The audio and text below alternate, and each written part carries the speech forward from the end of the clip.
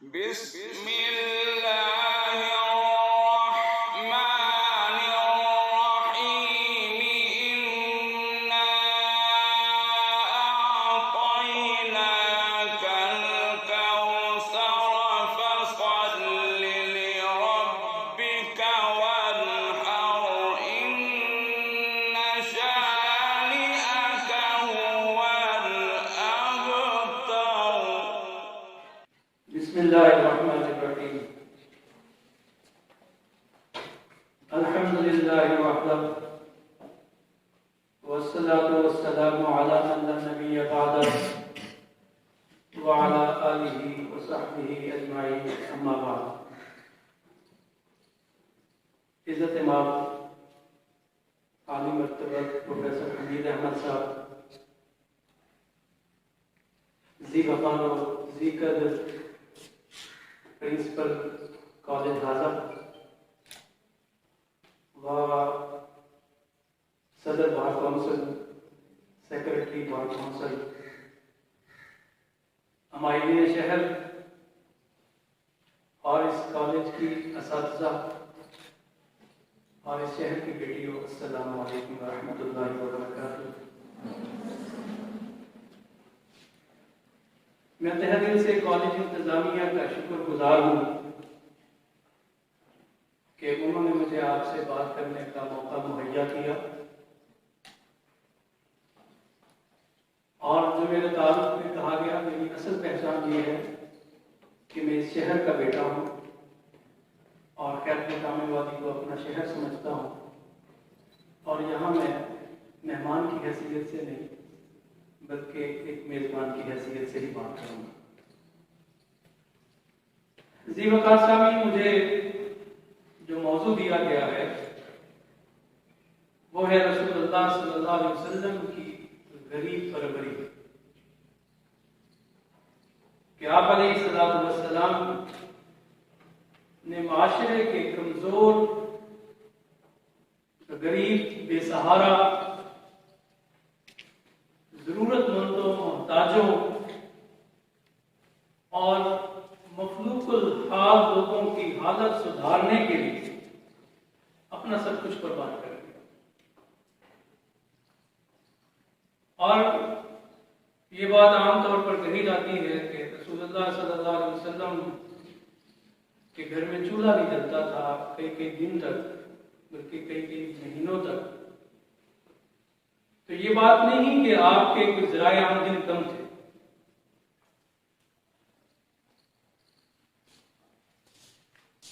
بلکہ ذرائع آمدن تو وافر مقدار میں تھے. آپ علیہ السلام نے ان ذرائع آمدن کو اپنی ذاتی عیش و عشرت پر خرچ کرنے کی بجائے معاشرے کے مظلوم و مقہور اور کمزور و پسماندہ طبقے کی فلاح و بہبود کے لیے آپ نے خرچ کر دیا. آپ صلی اللہ علیہ وسلم کی زندگی جو نبوت سے قبل کی ہے یا نبوت کے بعد کی ہے، آپ کی دونوں زندگیاں غریب پروری سے لبریز ہیں. آپ دیکھیے کہ نبوت سے پہلے بھی آپ ناداروں کی کفالت کیا کرتے تھے، اور جس کا ثبوت یہ ہے کہ جب آپ علیہ السلام پر پہلی وحی نازل ہوئی غار حرا کے اندر، اور اس وحی کے بعد آپ گھبرائے ہوئے اپنے گھر تشریف لائے اور اپنی زوجہ محترمہ سے اپنے بارے میں خوف کا اظہار کیا کہ میں خوف محسوس کر رہا ہوں. تو آپ کی وفا شعار شریک حیات نے جن الفاظ سے آپ کو تسلی دی ہے، اس سے اندازہ ہوتا ہے کہ آپ نبوت سے پہلے بھی غریب پروری کا پیکر مجسم تھے. حضرت خدیجہ الکبریٰ نے ان الفاظ سے آپ کو تسلی دی، کلا واللہ ما یخزیک اللہ ابدا، ہرگز نہیں، آپ نہ گھبرائیے، باخدا اللہ آپ کو کبھی رسوا نہیں کریں گے. اللہ کی قسم، اللہ تبارک و تعالی آپ کو کبھی رسوائی سے ہمکنار نہیں کریں گے. کیوں؟ इन्नका लतसिलुर रहिम, कि आप सिला रहमी करते हैं, आप रिश्तों को जोड़ते हैं। व तहमिलुल कल, और कमजोरों की माली मदद करके उनका बोझ उठाते हैं। व तक्सिबुल मादूम, जरूरतमंदों के लिए कमाते हैं। व तकरीउज ज़ैफ, मेहमानों का इकराम करते हैं।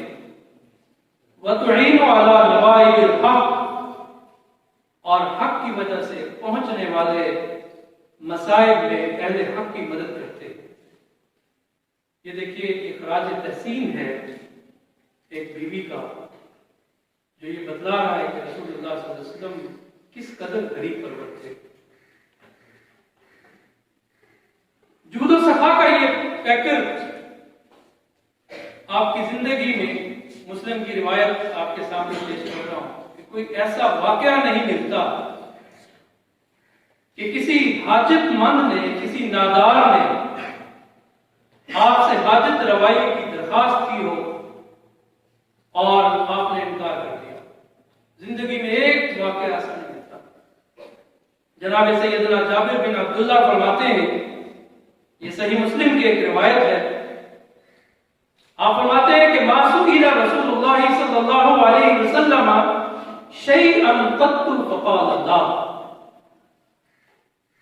कभी ऐसा नहीं हुआ कि रसूलुल्लाह सल्लल्लाहु अलैहि वसल्लम से कोई सवाल किया गया हो, कोई चीज मांगी गई हो और आपने फरमाया हो कि नहीं मेरे पास नहीं, या देने से इनकार किया हो।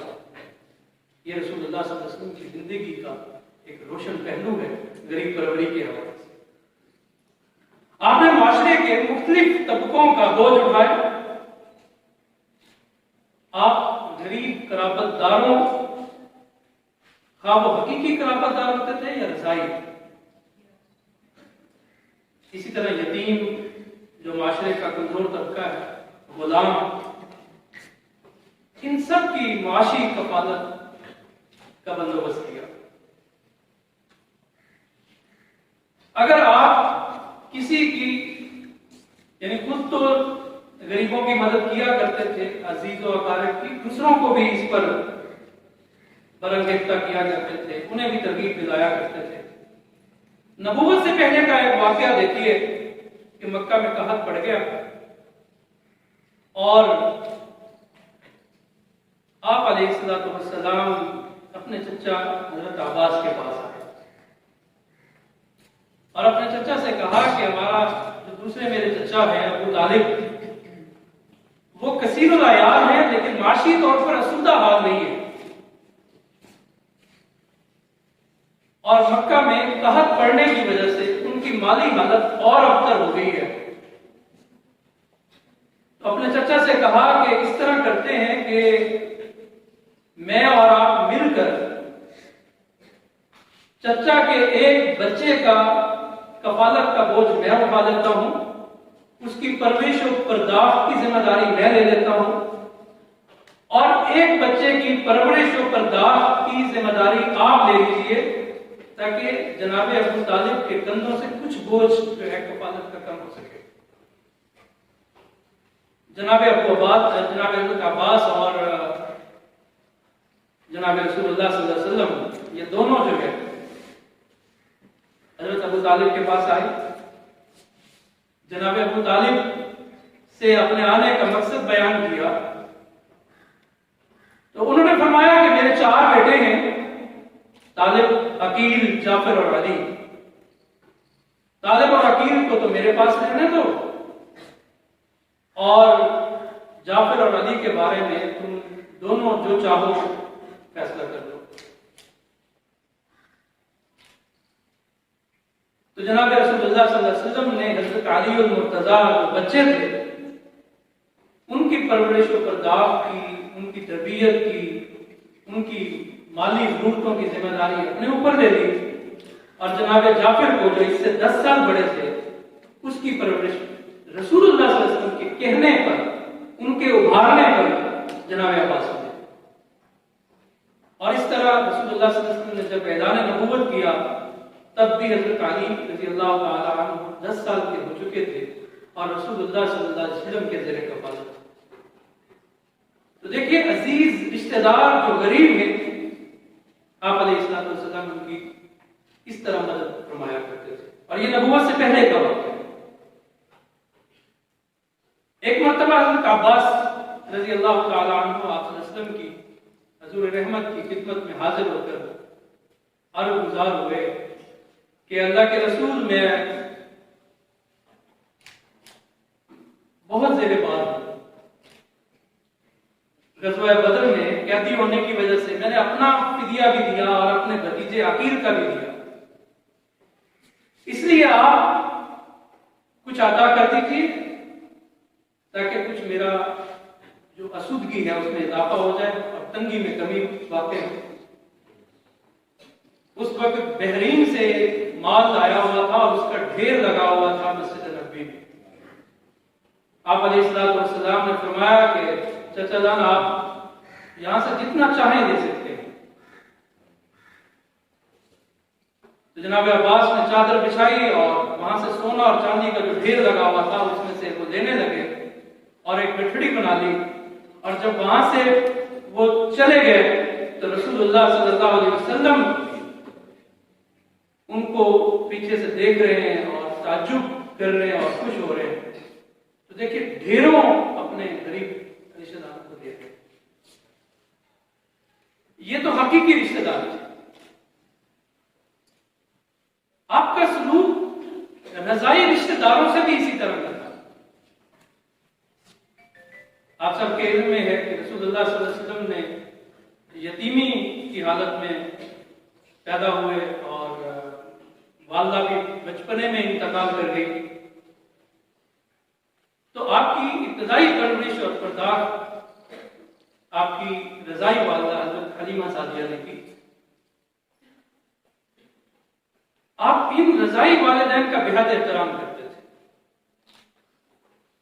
ان کی تعظیم کے لیے کھڑے ہو جاتے, اپنی چادر بچھا دیتے.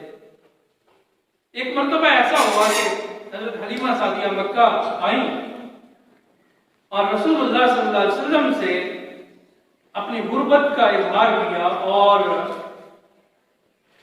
اپنے مویشیوں کی ہلاکت کے بارے میں بتایا کہ اس طرح مویشی ہلاک ہو گئے. اس وقت آپ علیہ السلام کی شادی حضرت خدیجہ الکبریٰ رضی اللہ تعالی عنہ سے ہو چکی تھی. آپ نے اپنی زوجہ سے مشورہ کیا اور اپنی رضائی والدہ کو 40 بکریاں اور اونٹ سے لدا ہوا, یعنی ایک اونٹ سامان سے لدا ہوا اپنی والدہ کے ہمراہ کر دیا. دیکھیے جہاں اپنے قرابت داروں کا خیال ہے وہاں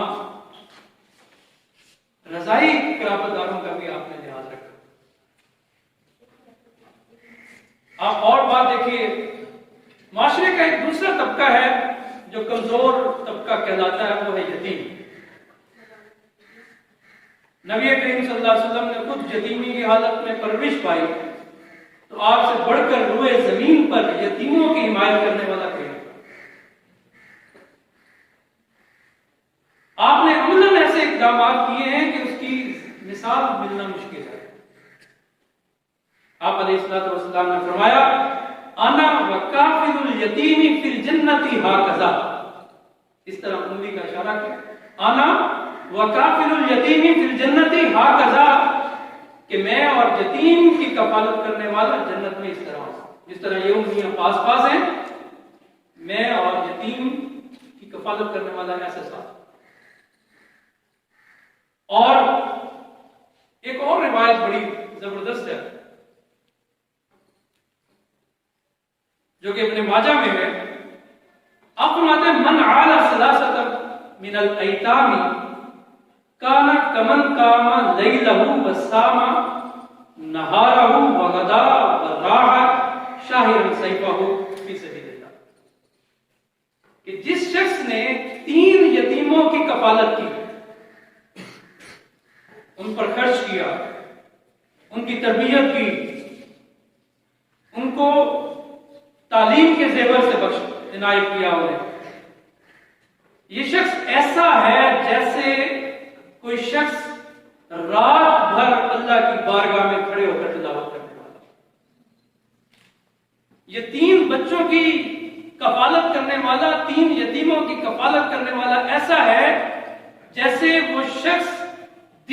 روزے رکھتا ہو اور صبح شام تلوار سونت کر اللہ کی راہ میں جہاد کرتا ہو.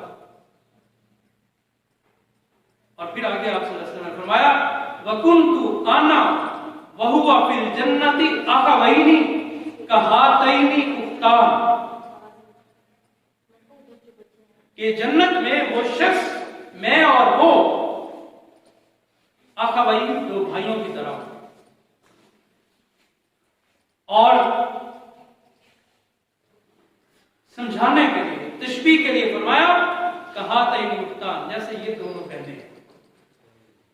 وَأَلْصَقَ إِصْبَعَيْهِ السَّبَابَةَ وَالْوُسْطَىٰ، اور آپ نے اپنی دونوں انگلیاں یعنی شہادت والی انگلی اور درمیان والی انگلیوں کو ملا دیا اور فرمایا کہ 3 بچوں کی 3 یتیموں کی پرورش کرنے والا جنت میں میرے ساتھ اس طرح ہوگا. اور اس کا ثواب کتنا ہے؟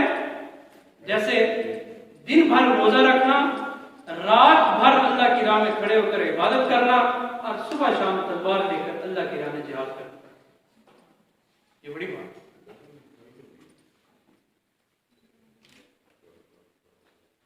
آپ علیہ الصلوۃ والسلام نے فرمایا کہ بہترین گھر وہ ہے، مسلمانوں کا بہترین گھر وہ ہے جس گھر میں یتیم کے ساتھ اچھا سلوک ہوتا ہے، اور بدترین گھر وہ ہے جس میں یتیم کے ساتھ بدسلوکی ہوتی ہے. آپ علیہ الصلوۃ والسلام نے یتیموں کی کفالت کی، دوسروں کو بھی ترغیب دی اور خود اپنا اسوہ، اپنا نمونہ پیش کیا. آپ علیہ الصلوۃ والسلام نے ارشاد فرمایا کہ جو شخص فوت ہو جائے اور اپنے پیچھے مال چھوڑ جائے تو وہ مال ورثاء کا ہے، ظاہر وراثت میں تقسیم ہوگا. اور اگر وہ متوفی فوت ہونے والا مال نہیں چھوڑ گیا اور اپنے پیچھے قرض چھوڑ گیا اور اس قرض کی ادائیگی کے اسباب نہیں ہے، کوئی راستہ نہیں ہے، آپ علیہ الصلوۃ والسلام نے ارشاد فرمایا کہ اس کا قرض میں ادا کروں گا اور اس کے اہل و عیال کی کفالت کا بھی میں ذمہ دار. اور آپ علیہ الصلوۃ والسلام کی یہ عادت مبارکہ تھی کہ جب کسی غزوہ میں کوئی صحابی رسول شہید ہو جاتا آپ اس کے گھر تشریف لے جاتے، اس کے بچوں کو بلواتے، پیار کرتے، اور اگر انہیں کوئی مالی ضرورت ہوتی تو اس کی وہ مالی ضرورت بھی پوری کرتے. غزوہ موطا میں جناب جعفر بن ابی طالب جن کا بھی ذکر ہوا وہ شہید ہو گئے. تو آپ علیہ السلام ان کے گھر تشریف لائے اور فرمایا کہ میرے بھتیجوں کو میرے پاس لاؤ، یعنی جعفر بن ابی طالب کے بچوں کو میرے پاس لاؤ. بچوں سے پیار کیا، ان کے حق میں دعائیں فرمائی، اور ان کی بیوہ جناب جعفر بن ابی طالب کی حضرت اسماء بنت عمیس، اس نے آپ علیہ الصلوۃ والسلام کے سامنے اپنے بچوں کی یتیمی اور فقر و فاقہ کا خدشہ ظاہر کیا.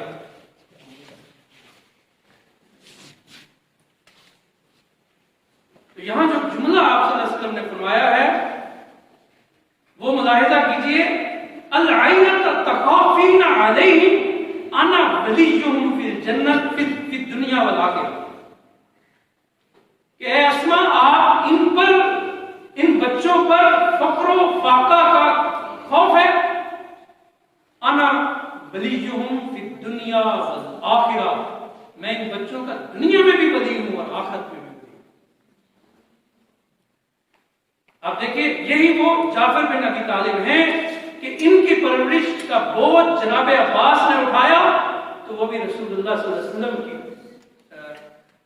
برانگیختہ کرنے پر، ان کی ترغیب دینے پر. اور آج جب وہ اس دنیا میں نہیں رہے تو کیا فرما رہے ہیں کہ میں ان بچوں کا دنیا میں بھی کفیل ہوں اور آخرت میں بھی کفیل ہوں. یہ تھی رسول اللہ صلی اللہ علیہ وسلم کی اپنے اعزہ کے ساتھ، یتیموں کے ساتھ غریب پروری کے مظاہر، عملی مظاہر. معاشرے کا ایک اور طبقہ ہے جو بڑا پسماندہ طبقہ کہلاتا ہے، وہ ہے غلام۔ اب تو غلامی کا تصور نہیں، لیکن رسول اللہ صلی اللہ علیہ وسلم کے عہد میں غلامی کا غلام تھے، اور غلاموں کو کسی قسم کے حقوق حاصل نہیں تھے، لیکن آپ علیہ الصلوۃ والسلام نے اس مقہور و مظلوم طبقہ کے ساتھ بھی حسن سلوک کیا۔ آپ دیکھیے جناب حکیم بن حزام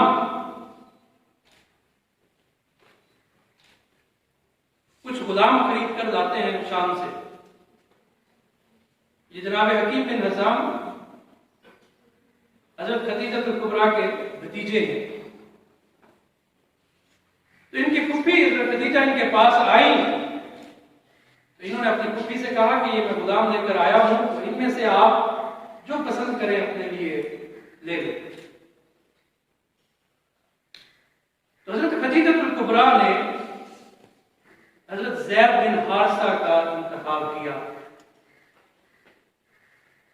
اور اپنے ساتھ لے گئے۔ رسول اللہ صلی اللہ علیہ وسلم نے اس غلام کو اپنے لیے مانگ لیا،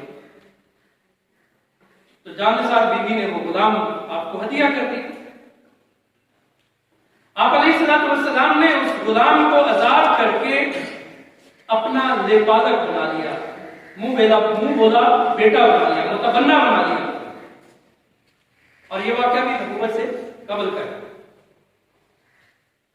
یہاں ایک دلچسپ واقعہ میں آپ کو سناتا ہوں کہ سیرت حلبیہ میں ہے کہ ابو طالب جو رسول اللہ صلی اللہ علیہ وسلم کے چچا تھے، اس غلام کو لے کر ملک شام کی طرف کسی سفر میں گئے، تو اس کا ریجن، اس کا علاقہ بھی شام تھا، زید بن حارثہ کا۔ تو ان کے چچا نے ان کو دیکھتے ہی پہچان لیا کہ یہ تو ہمارا بھتیجا ہے، اور پھر ایک انٹرویو کیا۔ سیرت حلبیہ میں پوری تفصیل ہے، والدہ کا نام پوچھا، والد کا، چچا کا، بہن بھائیوں کا، ایک پوری تسلی کی، اور اس انٹرویو کے بعد انہوں نے پہچان لیا کہ یہ تو میرا بھتیجا ہے، اور انہوں نے اپنے بھائی حارثہ کو بلا لیا، اور والد نے آتے ہی بیٹے کو پہچان لیا، بیٹے نے باپ کو پہچان لیا۔ اب وہ منظر دیکھیں کہ کھویا ہوا بچہ اور پھر غلامی کی زندگی بسر کر رہا، بکتا بکاتا وہ مکہ پہنچا ہو، پھر حکیم بن حزام سے گفٹ ہوا حضرت خدیجہ کی طرف، حضرت خدیجہ سے گفٹ ہوا رسول اللہ صلی اللہ علیہ وسلم کی طرف۔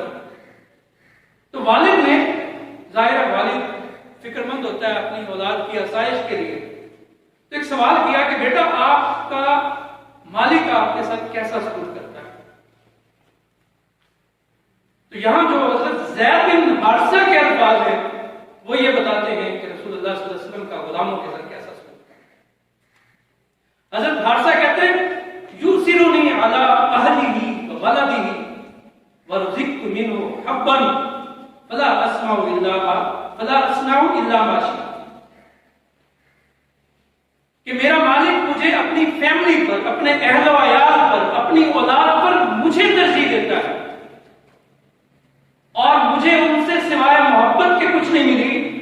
فلا اصنع الا ما شئت، بے شک میں غلامی میں ہوں مگر میں کرتا وہی ہوں جو میں چاہتا ہوں، میں کچھ اور کرنے پر مجبور نہیں کیا جاتا۔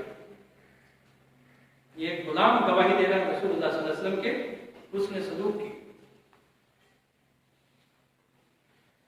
جب یہ باتیں سنی تو باپ، چچا اور بھائی جو ہے ان کے، حضرت زید بن حارثہ کے، رسول اللہ صلی اللہ علیہ وسلم کے پاس آئے۔ یہ ایک غلام کا اپنے آقا کے بارے میں غیر معمولی خراج تحسین ہے، معمولی نہیں۔ آپ دیکھتے ہیں کہ غلام جو ہے وہ ہمیشہ اپنے مالک کے بارے میں شکوہ گنا ہوتے ہیں۔ آپ اس کو ذرا یہاں انتباہ کیجئے، موجودہ دور میں آپ بزنس مین ہیں اور آپ کے جو ملازمین ہیں، آپ ان کے ساتھ جتنا اچھا سلوک کریں وہ ہمیشہ مالک سے شکوہ کرتے نظر آئے، پھر غلامی تو اس سے بھی بڑھ کے۔ سیرت ابن ہشام میں ایک اور واقعہ ہے کہ یہ زید بن حارثہ کے والد حارثہ ان کو تلاش کرتے ہوئے مکہ میں آ گئے اور آہو بکا کر رہے تھے، اور اس پر شعر بھی انہوں نے کہے اپنے بیٹے کی جدائی میں، بقیت علی زید ولم ادری ما فعلت، کہ میں زید پر آہو بکا میں نے کی، خبر نہیں کہ وہ کیا ہو گیا، آیا وہ زندہ ہے کہ امید کی جائے یا موت اس کے راستے میں۔ یہ پورا ان کا مرثیہ ہے جو اپنے بیٹے کی جدائی میں حارثہ نے کہا۔ اور جب یہ رسول اللہ صلی اللہ علیہ وسلم کی خدمت میں حاضر ہوئے اور اپنے بیٹے کا مطالبہ کیا تو آپ علیہ السلام نے اپنے اس غلام زید بن حارثہ کو اختیار دے دیا کہ چاہے تو میرے ساتھ رہے، چاہے تو اپنے والد کے ساتھ چلے جائے۔ اب بتائیے کون بچہ ہوگا جو اپنی فیملی میں اپنے والد والدہ کے پاس نہیں جانا چاہے گا؟ لیکن حضرت زید نے اپنے والدین کی بجائے آپ علیہ السلام کے ساتھ رہنے کو ترجیح دی، اور پھر آپ کے ساتھ رہے، یہاں تک کہ اللہ نے آپ کو نبوت سے سرفراز کیا۔ تو یہ پہلے ایمان لانے والوں میں سے ہے۔ سیرت حربیہ میں ہے کہ رسول اللہ صلی اللہ علیہ وسلم نے جب ان کو اختیار دیا کہ آپ چاہے میرے ساتھ رہ جائیں یا اپنے والدین، اپنے والد اور چچا اور بھائی کے ساتھ چلے جائیں، حضرت زید نے کہا ما انا بالذی اختار علیک احدا انت منی مکانا ابی والعم،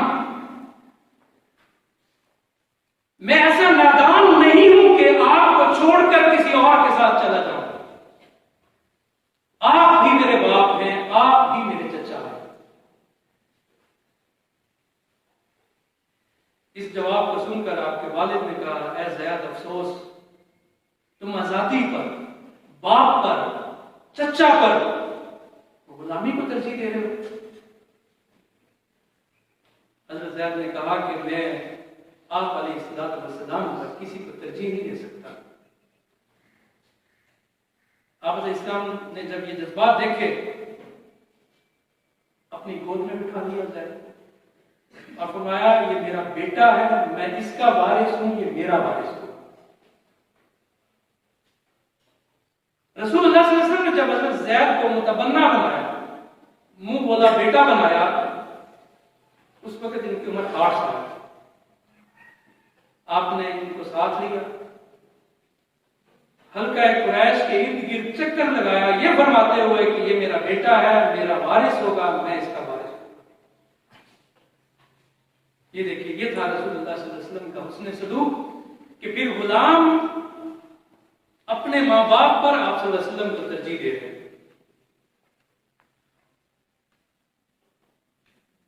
ایک مرتبہ اب یہ جملہ بھی سنیے گا، رسول اللہ صلی اللہ علیہ وسلم نے فرمایا حضرت زید سے وَأَمَّا أَنْتَ يَا زَيْدُ فَأَخُونَا وَمَوْلَانَا، اے زید تو ہمارا بھائی اور مولا ہے۔ یہ کسے کہہ رہے ہیں؟ ایک غلام۔ طبرانی کی ایک المعجم الاوسط میں ایک روایت ہے کہ رسول اللہ صلی اللہ علیہ وسلم کے 2 غلام تھے، ایک قبطی اور ایک حبشی، اور آپس میں لڑ پڑے، گالم گلوچ کیے، ایک دوسرے کو گالیاں دی۔ رسول اللہ صلی اللہ علیہ وسلم نے جب انہیں آپس میں گالیاں دیتے ہوئے دیکھا تو آپ نے ان دونوں کو بلایا اور فرمایا کہ دیکھو لا تقولا ھذا فانما انتما رجلان من آل محمد صلی اللہ علیہ وسلم، کہ تم آپس میں گالم گلوچ نہ کرو، ایک دوسرے کے ساتھ باہم دست و گریبان نہ ہو۔ کیوں؟ فانما انتما رجلان من آل محمد، اس لیے کہ تم دونوں رسول اللہ صلی اللہ علیہ وسلم کی فیملی کا حصہ ہو۔ یہ دیکھیے کہ آپ کے سامنے غلاموں کے ساتھ آپ کا یہ رویہ تھا، یہ سلوک تھا۔ اب مزید آگے چلیے، ہم اپنے معاشرے میں پہلے دیکھیں ایک لفظ ہے روایت۔ روایت کہتے ہیں کہ وہ اولاد خاتون کی جو پہلے شوہر سے ہو اور دوسرے شوہر کے ساتھ کے پاس پرورش پائے، انہیں ہم ربائب کہتے ہیں۔ ہمارے معاشرے میں دیکھیں، اگر کسی خاتون کو طلاق ہو جائے یا اس کا شوہر فوت ہو جائے اور اس کی اولاد ہو، تو دوسرا شوہر اس اولاد کو قبول نہیں کرتا، بلکہ بعض خواتین تو اس وجہ سے بری ہو جاتی ہیں کہ کسی نے اولاد کے ساتھ قبول نہیں کیا اور اس خاتون نے اولاد کے بغیر آگے رشتے میں منسلک ہونے کو پسند نہیں کیا۔ رسول اللہ صلی اللہ علیہ وسلم کے زمانے میں بھی آپ علیہ السلام نے اپنی ربائب کی مالی ذمہ داری بھی اٹھائی، ان کی تربیت بھی کی۔ آپ کی نگرانی میں ہند بن نباش، حالہ بن نباش، طاہر بن نباش، ہند بنت عتیق، سلمہ بن عبد العلیل، عبد اللیل، عمر بن ابی سلمہ، درہ بنت ابی سلمہ، زینب بنت ابی سلمہ، عبد الرحمن بن سکر، حبیبہ بنت عبداللہ، یعنی یہ وہ ربائب ہیں جن کی رسول اللہ صلی اللہ علیہ وسلم کے ازواج کے پہلے شوہروں سے تھی یہ اولادیں، اور ان کی پرورش آپ علیہ السلام نے کی، اور ان کے ساتھ کبھی بھی ایسا سلوک نہیں کیا جس سے یہ لگے کہ ان کے ساتھ کوئی سوتیلے پن کا سلوک ہو، بلکہ ایسے ناز و نخرے اٹھاتے تھے جیسے اپنی سگی اولاد کے اٹھائے جاتے۔ ملاحظہ کیجئے کہ حضرت ام سلمہ کو آپ نے پیغام نکاح بھیجا تو انہوں نے عذر پیش کیا قبول کرنے سے کہ میری اولاد ہے اور میں اگر آپ سے شادی کروں گی تو ان کا کیا ہوگا؟ تو آپ علیہ السلام نے فرمایا کہ ان بچوں کی کفالت کی ذمہ داری مجھ پر ہے۔ آپ نے فرمایا کہ اب اس کا اللہ اور اس کا رسول ذمہ دار ہے۔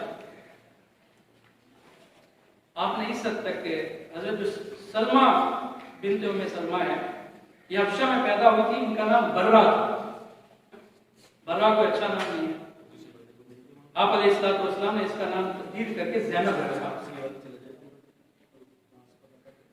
یہی زینب بنت ام سلمہ بیان کرتی ہیں کہ ایک مرتبہ رسول اللہ صلی اللہ علیہ وسلم حضرت ام سلمہ کے پاس بیٹھے تھے، بلکہ تشریف لائے، حسن بھی ساتھ تھے، حسین بھی ساتھ تھے اور فاطمہ بھی تھی۔ آپ نے حسن کو ایک پہلو میں، حسین کو دوسرے پہلو میں، فاطمہ آپ کی گود میں تھی۔ آپ نے یہ آیت پڑھی کہ رحمت اللہ وبرکاتہ علیکم اہل البیت انہ حمید مجید، اے گھر والوں تم پر اللہ کی رحمتیں اور برکتیں ہیں، بے شک اللہ باعث تعریف اور بڑائی والا ہے۔ حضرت زینب کہتی ہیں کہ ام سلمہ جو میری والدہ پاس بیٹھی تھی، یہ دیکھ کر کہ آپ علیہ السلام کے نواسے آپ کے پاس ہیں اور آپ نے یہ آیت پڑھی ہے کہ رحمت اللہ وبرکاتہ علیکم اہل البیت، کہ اے میرے گھر والوں تم پر اللہ کی رحمت اور برکتیں ہوں، یعنی ایک دعا دی، تو حضرت ام سلمہ یہ دیکھ کر رونے لگی۔ آپ علیہ السلام نے فرمایا کہ آپ کو کس بات نے رونے پر مجبور کر دیا؟ عرض گزار ہوئی کہ اے اللہ کے رسول، آپ نے رحمت کے ساتھ اپنے ان بچوں کو خاص کیا ہے، مجھے اور میری بیٹی کو چھوڑ دیا ہے۔ یعنی ذہن میں آیا کہ میری بیٹی چونکہ میرے پہلے شوہر سے ہے۔ آپ علیہ السلام نے فرمایا، ان کو تسلی دی کہ آپ اور آپ کی یہ بیٹی بھی میرے اہل بیت ہی میں سے ہے۔ یہ دیکھیے سوتیلی اولاد کے ساتھ شروع۔ اور حضرت ام سلمہ بڑی سمجھدار تھی۔ رسول اللہ صلی اللہ علیہ وسلم جب غسل فرمایا کرتے تھے تو ایک چھوٹی سی بچی تھی، تو آپ علیہ السلام کے پاس حضرت ام سلمہ حضرت زینب کو بھیج دیا کرتی تھی، چھوٹی بچی کو۔ تو آپ اس طرح لاڑ اٹھاتے تھے کہ جب یہ پاس آتی آپ کہتی دور جا آپ فرماتے، اور اس کے منہ پر پانی کے چھینٹے پھینکتے۔ ایک باپ اور بیٹی کا یعنی ایک یہ لاڑ اٹھانے کا انداز ہے۔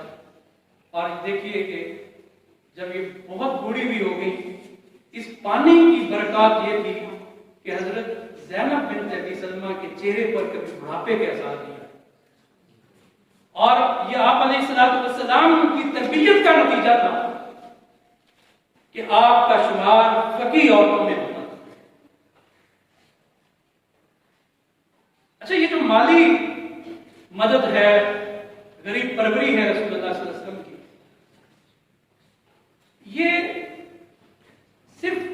داروں اور غلاموں کے ساتھ خاص نہیں تھی، صرف مسلمانوں کے ساتھ خاص نہیں تھی، بلکہ اس کا دائرہ غیر مسلموں تک بھی پھیلا ہوا۔ اب دیکھیے کہ مکہ میں کون سا ظلم ہے جو رسول اللہ صلی اللہ علیہ وسلم پر روا نہیں رکھا۔ آپ پر اوجڑی پھینکی گئی، آپ کو دیوانہ اور مجنون کہا گیا، آپ حتیٰ کہ اس قدر مجبور ہو گیا کہ طائف جانا پڑا، وہاں بھی پتھر مارے گئے کہ جوتے خون سے بھر گئے، آپ کو ہجرت کرنا پڑی، وہاں بھی مسلمانوں کو چین سے نہ رہنے دیا، جس کی یہی وجہ ہے کہ بدر پیش آئی، احد ہوا، احزاب ہوا۔ لیکن یہ سراپا رحمت جب یہ دیکھتے ہیں کہ مکہ میں قحط پڑا ہے اور وہاں بھوک نے ڈیرا ڈال دیا ہے، تو رسول اللہ صلی اللہ علیہ وسلم نے اہل مکہ کے لیے 500 دینار کی امدادی رقم بھیجی۔ آپ اندازہ کریں 500 دینار کتنے بنتے ہیں؟ 87.5 گرام سونا اگر ہم آج کی قیمت میں کنورٹ کریں تو 8.5 لاکھ روپے سے زیادہ بنتے ہیں۔ یہ کن کے لیے بھیج رہے ہیں؟ ان لوگوں کے لیے جنہوں نے کوئی موقع آپ کو تکلیف دینے کا نہیں چھوڑا۔ اور پھر یہاں بھی دیکھیے یہ فرمایا کہ یہ رقم کنہیں دی جائے، امدادی رقم یا ابو سفیان بن حرب اور سفیان بن امیہ کو دی جائے جو اس وقت کے بدترین دشمنان اسلام تھے۔ آپ نے فرمایا کہ یہ رقم ان کو دی جائے تاکہ وہ اہل مکہ کے غریبوں میں تقسیم کریں۔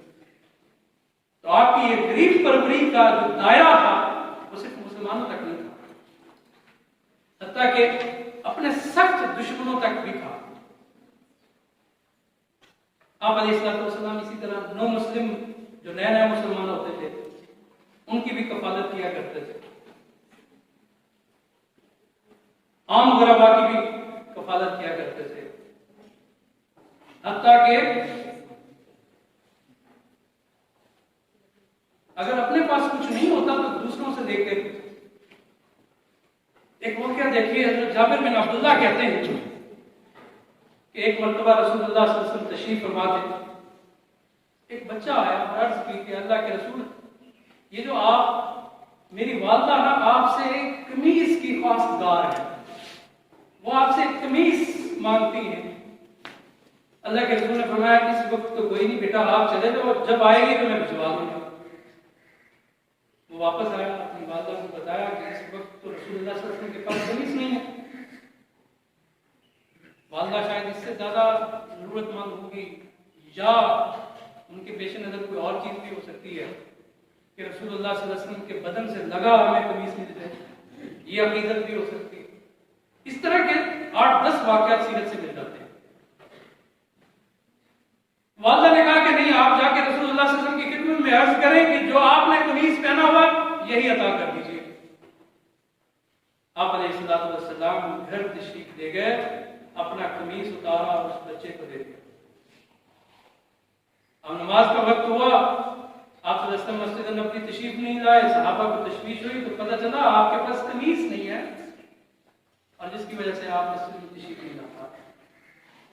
اس طرح کے 8-10 واقعات سیرت سے مل جاتے ہیں کہ اپنے بدن کی چیز۔ ایک واقعہ ہے کہ آپ کو کسی نے کوئی چیز گفٹ کی اور ابھی آپ جا رہے ہیں، کسی نے طلب کی، آپ نے وہی اس کو دے دیا۔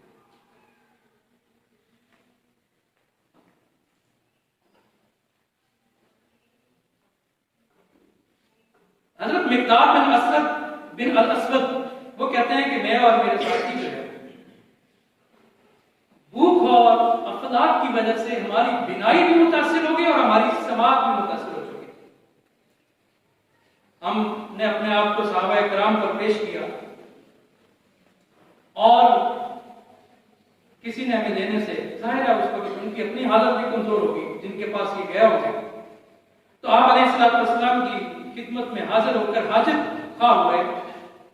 آپ علیہ السلام انہیں اپنے گھر لے گئے، وہاں 3 بکریاں تھیں، فرمایا کہ ان بکریوں کا دودھ نکالو، ہم ان کا دودھ نکالتے، ہم آپ کا حصہ، ہم ہر ایک اپنا حصہ پی لیتا اور نبی کریم صلی اللہ علیہ وسلم کا حصہ رکھتے۔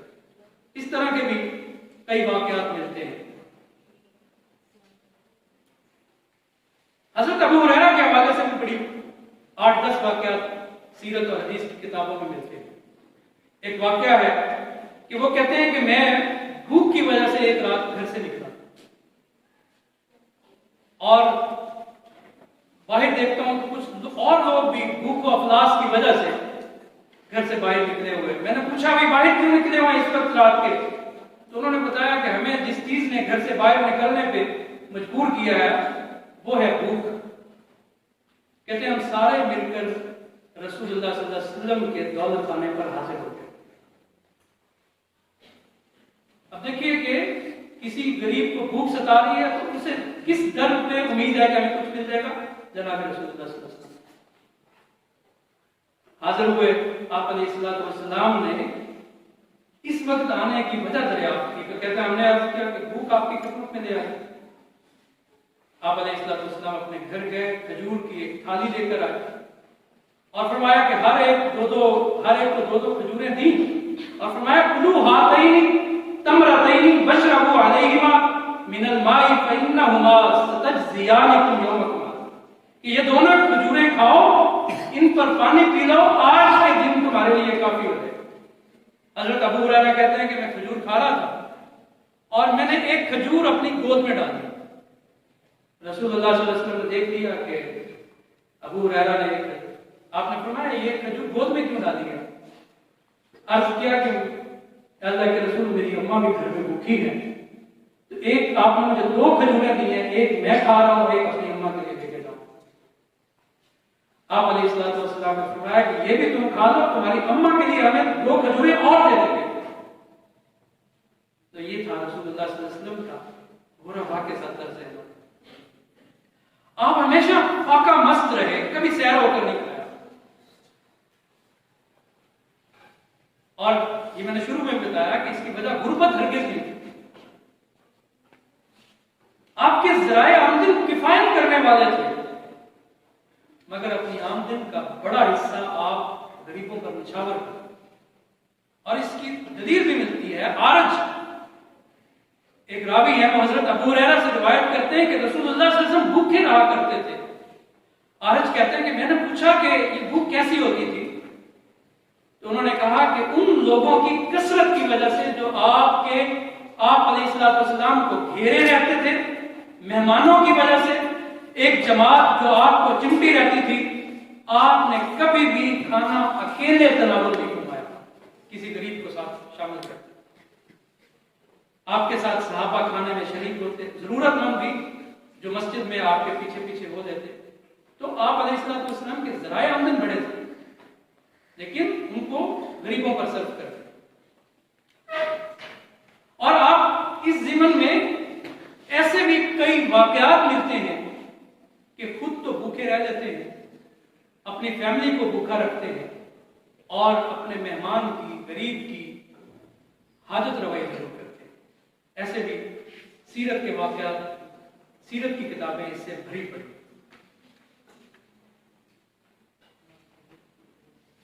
اختصار کے ساتھ میں آگے چلوں.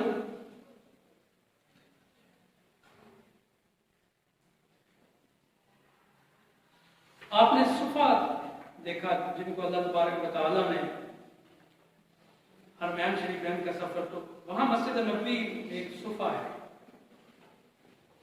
یہ صفا اسے ہم کہہ لیں کہ اسلام کی پہلی اقامتی درسگاہ تھی, اور اس صفا کو آپ سرکاری مہمان خانہ بھی کہہ سکتے ہیں. آپ علیہ الصلوۃ والسلام صفا میں جو لوگ رہتے تھے وہ لوگ رہتے تھے جن کے پاس کھانے پینے کا کچھ نہیں ہوتا تھا, جن کے پاس گھر بار نہیں تھا. ابو نعیم اصفہانی نے حلیۃ الاولیاء میں اہل صفا کے 100 نام سے زیادہ گنوائے ہیں کہ یہ جو وہاں رہتے تھے, لیکن ان کی تعداد بڑھتی کم ہوتی رہتی تھی کہ کوئی وہاں سے شفٹ ہو گیا یا کسی نے شادی کر لی. تو ان کی حالت یہ ہوتی تھی کہ بعض حضرت ابو ہریرہ کہتے ہیں کہ 70-80 افراد کو میں ایسے جانتا ہوں جن کے پاس پہننے کا لباس پورا نہیں ہوتا.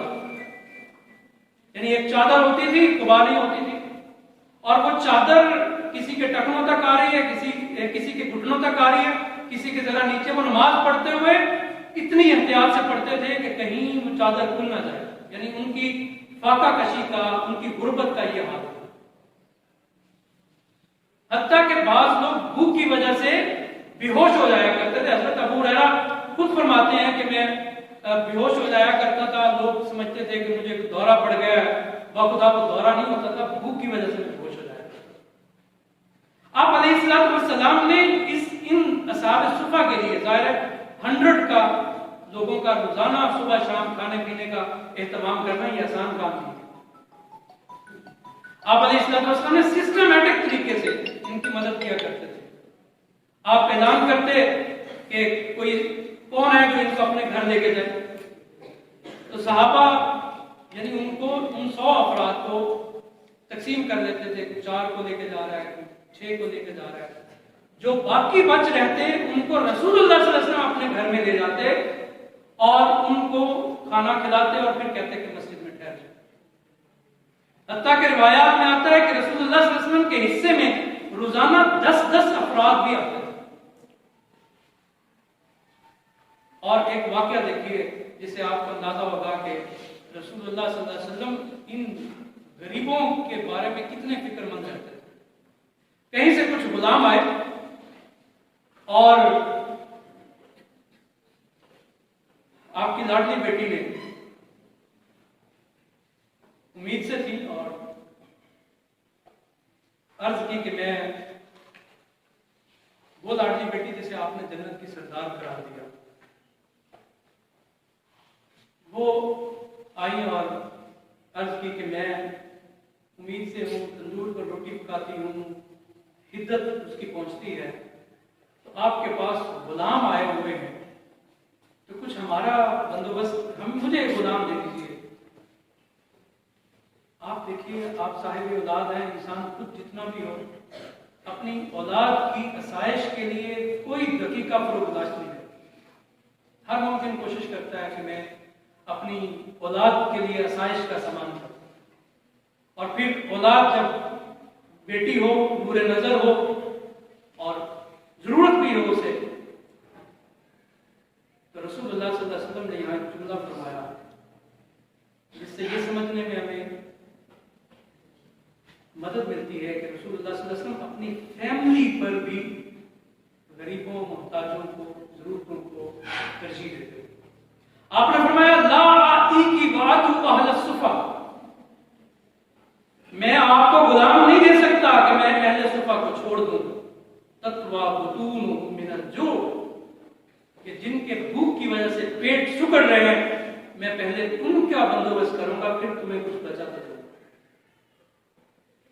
آپ علیہ السلام کے گھر میں کبھی کسی نے کوئی تحفۃً کھانا بھیج دیا، آپ اہل صفہ اگر سو بھی چکے ہوتے، حضرت ابو ہریرہ راوی ہے کہ ایک مرتبہ آپ علیہ السلام کے گھر میں کھانا آیا اور ہم سو چکے تھے، رات دیر گئے کہیں سے آیا، تو آپ نے وہ کھانا جو ہے آپ مسجد نبوی میں تشریف لائے اور ابو ہریرہ سے کہا کہ ان کو جگاؤ اور ان کو میرے پاس لے آؤ۔ کہتے ہیں میں ایک ایک کے پاس گیا اور اسے جگایا اور انہیں رسول اللہ صلی اللہ علیہ وسلم کی خدمت میں سب کو حاضر کیا۔ آپ علیہ السلام جو کی بنی ہوئی کوئی چیز لے کر آئے اور اپنا ہاتھ رکھا اور فرمایا یہ تناول کریں، تو حضرت ابو ہریرہ کہتے ہیں ہم میں سے ہر ایک نے پیٹ بھر کر سیر ہو کر کھایا۔ آپ علیہ السلام نے فرمایا اس ذات کی قسم جس کے قبضہ قدرت میں میری جان ہے، آج محمد اور اہل محمد کے گھر میں بھی اس کھانے کے سوا اور کچھ نہیں ہے۔ ایسا ہوتا کہ آپ بھوکے رہتے، آپ کی فیملی بھوک برداشت کرتی، لیکن آپ اہل صفہ کی ان کا انتظام فرماتے تھے۔ تو دیکھیے آج بھی غربت بڑھتی جا رہی ہے اور یہ ندارت کے کمزور ہوتے جا رہے ہیں، تو ضرورت اس امر کی ہے کہ ہم اس غربت و افلاس کو کم کرنے کے لیے رسول اللہ صلی اللہ علیہ وسلم کے اسوہ کو پیش نظر رکھیں اور آپ علیہ السلام کی تعلیمات پر عمل پیرا ہو، تو اس سے جو معاشرے کا یا سماج کا کمزور طبقہ ہے وہ فلاح یاب ہوگا۔ میں آپ حضرات کی صبر کی داد دیتا ہوں کہ میری بے ترتیب گفتگو کو اس نے ثواب بخشا۔ اللہ تعالیٰ ہم سب کا حامی ناصر ہو۔ السلام علیکم۔